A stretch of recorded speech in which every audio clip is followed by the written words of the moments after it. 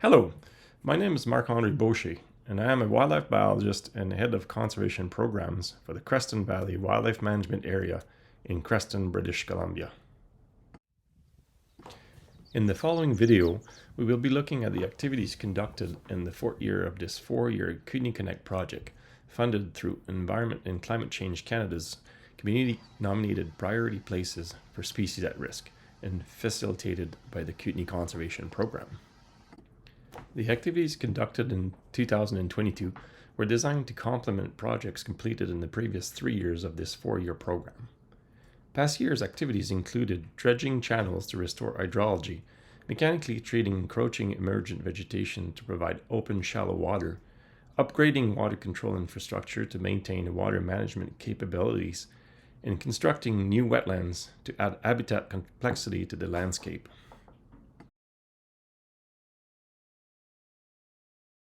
This year's activities consisted of 3 separate projects to help achieve the overall goal of enhancing habitat and the east-west connectivity for wildlife movements through the Creston Valley Wildlife Management Area's West Meadows Farm property and the Nature Conservancy of Canada's frog bear property, in particular for the endangered Northern Leopard Frog. While many of the activities were intended to improve habitat features for the Northern Leopard Frog, the activities completed should benefit other species such as grizzly bears, bobolinks, and the western painted turtle. The first project consisted in constructing an electrical fence to exclude cattle grazing from an existing riparian forest shrub area southwest of the duck lake nesting area.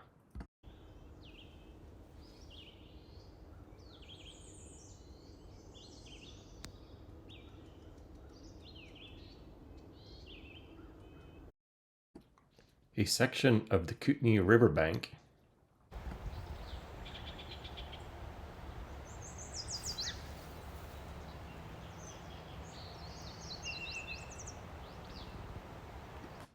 a section of wetland edge habitat in the southwest area of the duck lake nesting area,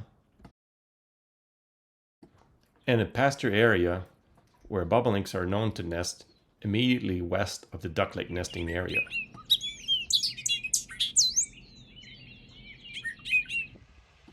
The second project entailed digging a new channel through a small parcel of agricultural area immediately south of the duck lake nesting area. The third project built upon work started on NCC's frog bear property in 2021 and involved recontouring the slopes of a number of existing irrigation and drainage channels that crisscross the landscape through CVWMA's West Meadows Farm and NCC's frog bear parcel. Gentler slope along the channels should be more suitable for wildlife use and should also prevent sloughing of soil material. The new fence will exclude cattle grazing from approximately 33 hectares of habitat in total. This will help approximately 6.75 hectares of existing riparian vegetation to regenerate and expand into larger and healthier riparian forest. 16 of these 33 hectares were also excluded to improve nesting conditions for bobolinks, as well as a little over 1 hectare of wet sedge habitat for wetland species to use through their life cycle. Finally, as noted earlier, the fencing will protect over 1,800 meters of riverbank and shoreline from cattle trampling and resulting erosion.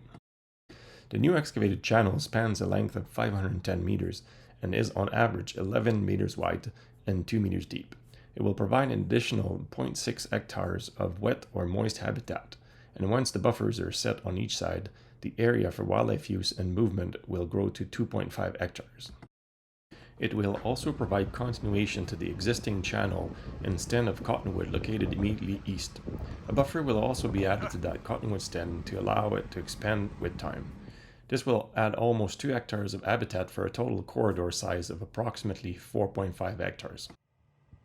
Finally, with respect to the irrigation or drainage channels, a total of 2,740 meters of slopes were recontoured. 1,125 meters on the wildlife management area and 1,615 meters on NCC's frog bear property. Excluding cattle from areas where they previously grazed along the riverbank and wetland edge will allow plants, shrubs, and trees to grow back and provide foraging and nesting habitat for birds, foraging and cover habitat for mammals, and prevent erosion and sediment release into the river or wetland. This will improve bank and water conditions for fish.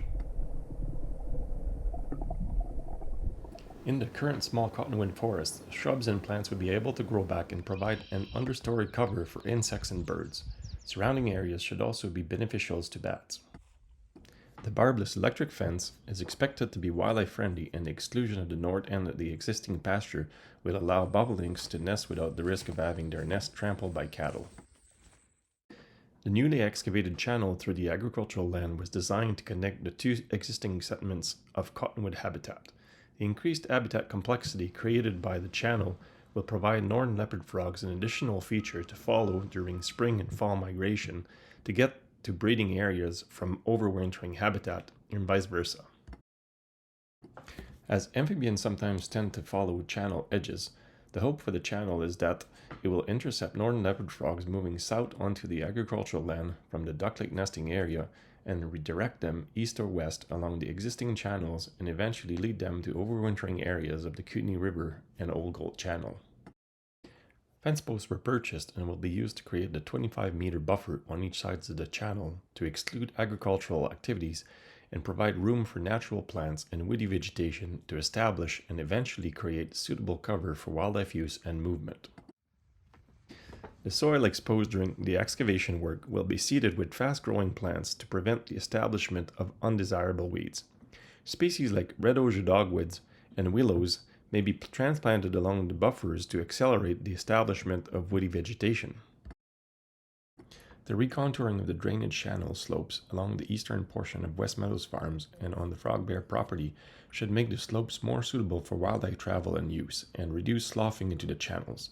As the overall surface area has been increased through the resloping, more water could also be stored into the channels for agricultural purposes if needed. Gentler slopes around the water bodies are known to be more suitable for amphibians and reptiles, for example for basking and for evading predators.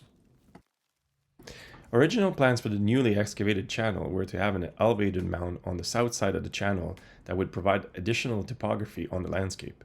After discussions with the NCC managers and their past experiences with soil mounds and the challenges they present for the establishment of weeds, we decided to level out the excavated soil material on both sides of the channel to avoid creating more areas for weeds in which to grow. The flat buffers will allow for easier mowing in the event some weeds need to be treated mechanically. With respect to the fencing, it appears that a two-strand electrical fence would have been more effective at keeping small calves from going under the fence. We will be installing a second strand below the existing one in the spring of 2023 before cattle are back onto the pasture. The main highlight of this project is most likely the exclusion of cattle access to a significant section of the bank of the Kootenay River East Channel and the bobolink nesting area. It will be fascinating to see how fast nature will repair the years of damages caused by cattle grazing and unrestricted access to the riverbank, and see how many pairs of bobolinks will choose to nest in the North Field.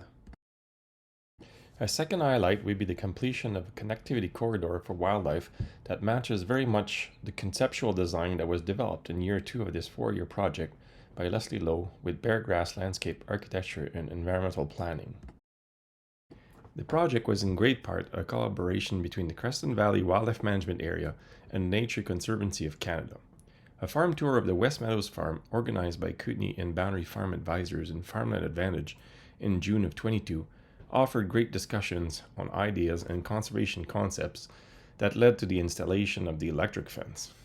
The Northern Leopard Frog recovery team and field crew offered expertise and data on location and timing of frog movements to allow the project to be completed without causing harm to the frogs.